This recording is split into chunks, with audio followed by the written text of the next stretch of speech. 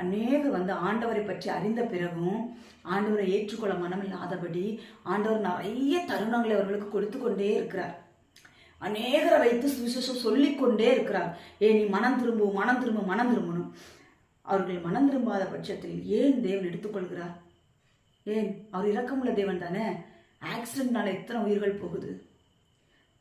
போயிட்டு வரேன்னு சொல்றவங்க வீட்டுக்கு வர மாட்டேங்கிறாங்க. ஏன்? இரக்கமுள்ள தேவன். அவர் வீட்டுக்கு கூட்டிட்டு வர வேண்டியதானே, அந்த அவனை ரசிக்க வேண்டியதானே, அவளை ரசிக்க வேண்டியதானே. சூசைட் பண்ணி செத்து போறாங்களே, தூக்கில மாட்டி செத்து போறாங்க, மண்ணெண்ணெய் ஊற்றி தீ எரிச்சு செத்து போறாங்க. இனி எத்தனையோ மரணங்கள் நடக்கிறதே. ஆற்றுல குடிக்க போறேன்னு சொல்றாங்க, ஆற்றுல தண்ணி அடிச்சுட்டு போயிருது. போதுல இத்தனை சம்பவங்கள் நம்ம பார்க்கிறோம். விஷத்தை குடிச்சு செத்து போறாங்க. ஜிஹெச்சுக்கெல்லாம் போனால் அவ்வளவு ஆட்கள் நம்ம பார்க்கலாம். ஏன்? கை விட்டுட்டார் ஆண்டவர்? கை விட்டு விடுவார். இன்னைக்கு எல்லாரும் சொல்றாங்க கைவிடா